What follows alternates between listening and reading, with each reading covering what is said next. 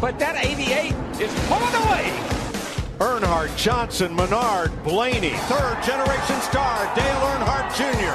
brings him to the flag. Checkered flag waving. It's over. It's Earnhardt. Earnhardt trying to cover all spots. Oh, yeah! Good job, Junebug.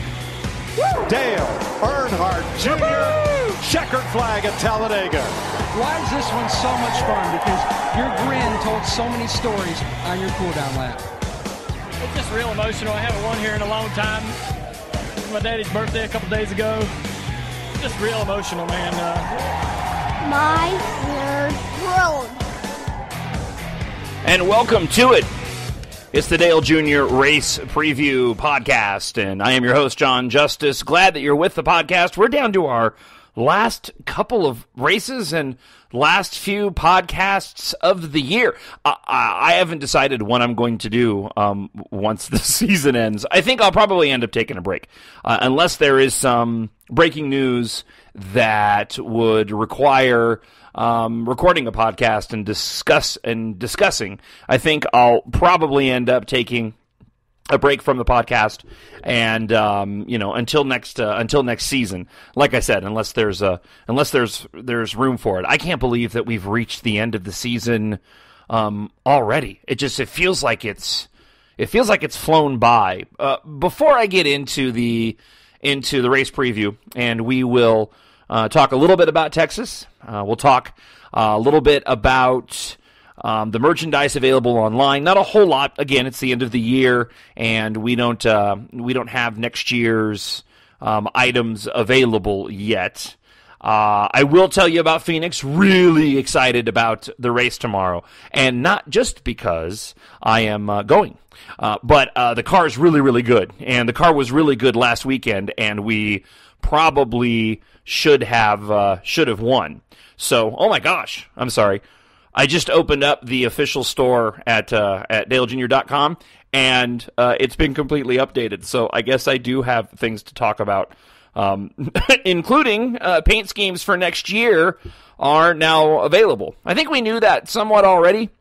But yeah, there's a complete revamp on the dalejr.com website. So, all right, we'll get into that in a little bit. I'm getting ahead of myself.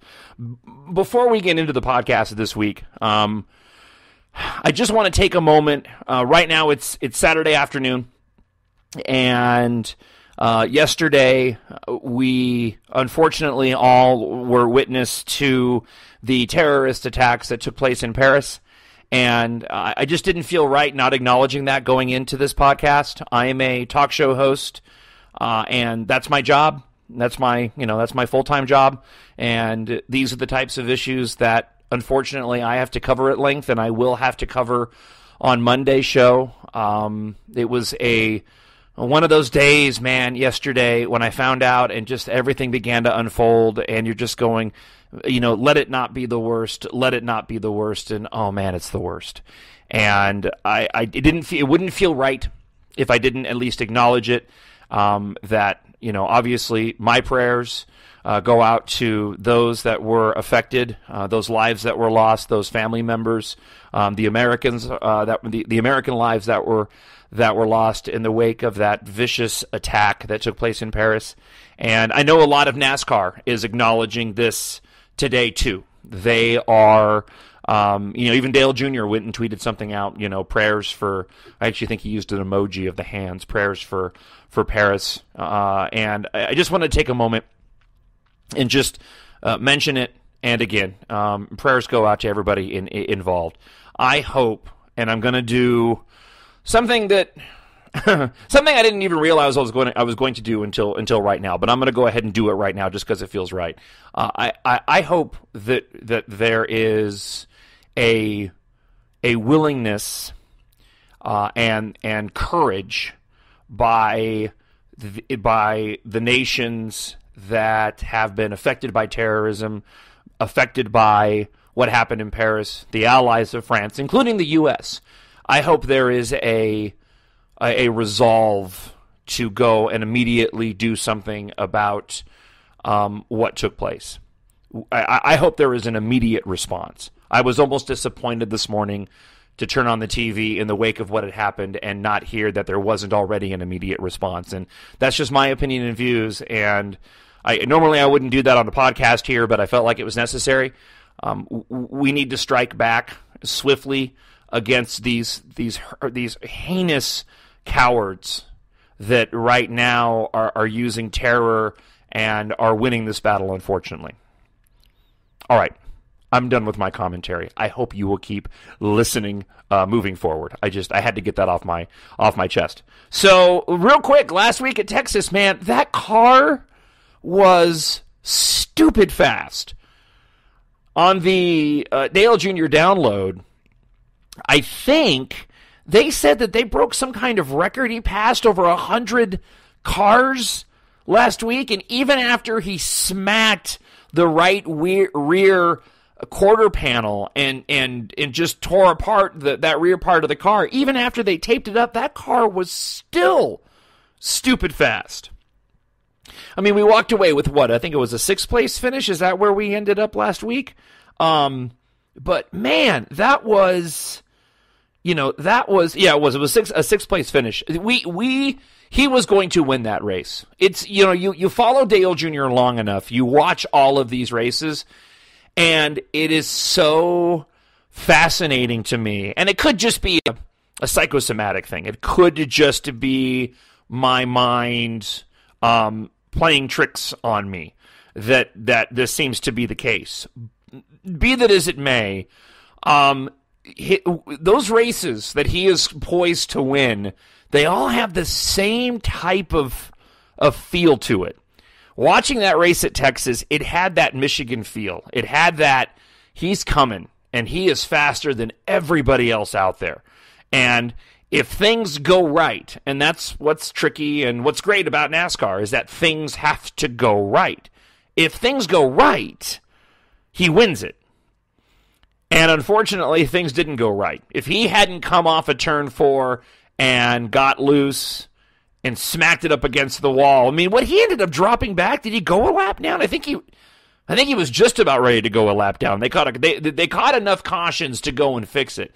If he hadn't have done that, that car would have been unstoppable. I mean, it would have been one of the because he was already faster than Jimmy Johnson, who ended up winning the race. I mean, he had passed him before. I mean, that car was just ridiculously fast. The good news is moving forward, and what's encouraging about this is that they're gaining a lot of momentum right now. And that momentum undoubtedly will carry over into next season. I think they're finally starting to hit their stride in these final races. It's a bummer that it had to happen in these final races, but be that as it may, it's now happening, and they're beginning to really hit upon something. And that's clear with how this car this weekend in Phoenix is performing. And this typically is not a track that Junior in the past had been all that great at. The past couple of years he has been, but he's had a bit of a Phoenix resurgence, if you will, over the course of the past few years. I mean, he won there twice before.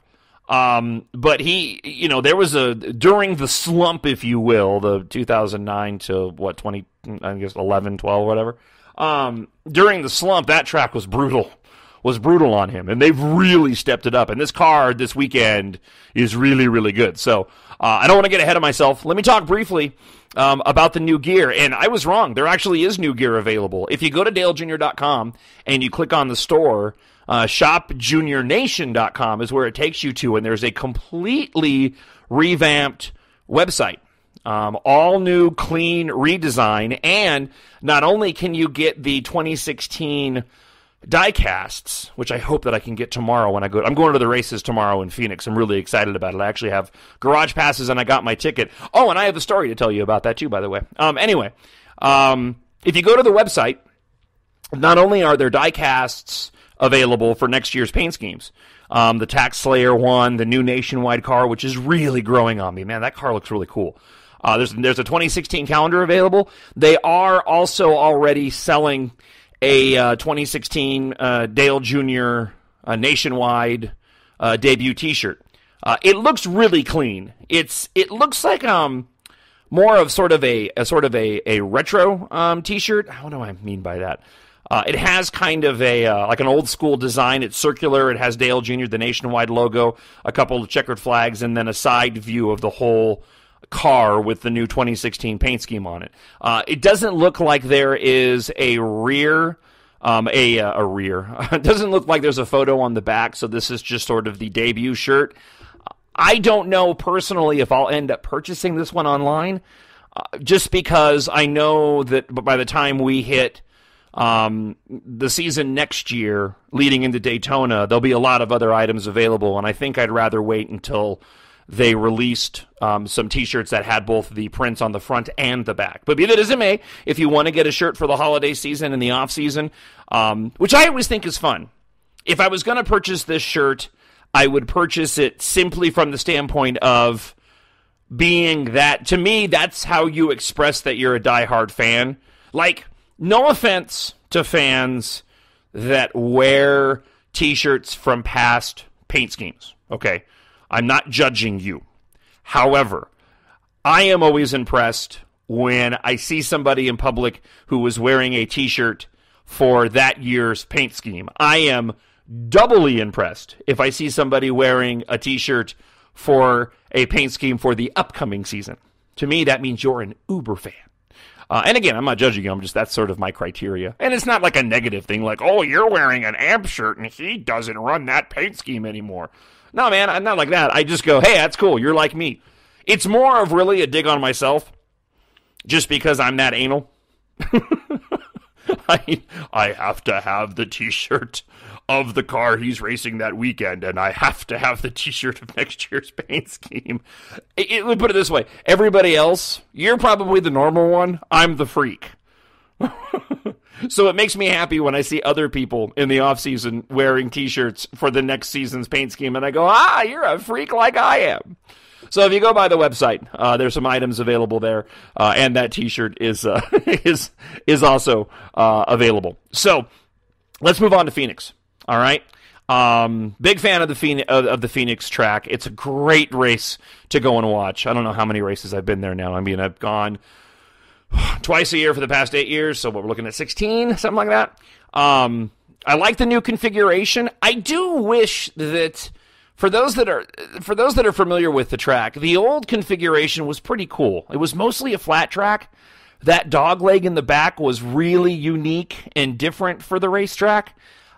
When they did the repave and they added the banking and they kicked up the banking on that backstretch, it still provides some very unique, cool racing. What I don't necessarily like is how you can cut that dog leg. And, I played the NASCAR video game. Now it's NASCAR 15, Victory Edition, I guess. And if you play that game, you can cut that entire dogleg on the game. I mean, you can completely, come off a turn 2, dive to the bottom, and skirt the inside wall, and then pop back up on the track. And you can actually gain some speed and pass some cars. I mean, you really got to hammer on the brakes when you go into turn 3. And I saw some guys last night in the truck race doing that. And there's a part of me that wishes that NASCAR would take away the ability at Phoenix for the drivers to go and do that, and maybe bring the yellow line down a little bit, or just at least make more of an out of bounds. I mean, it would be really interesting if they didn't let them go below the yellow line at all. I mean, that would really end up shaking things up. I also think too that you might be stuck in a situation where fewer cars would be able to pass, and so it's kind of a catch-22. It just seems odd when the race cars do it, because it's so far out of bounds.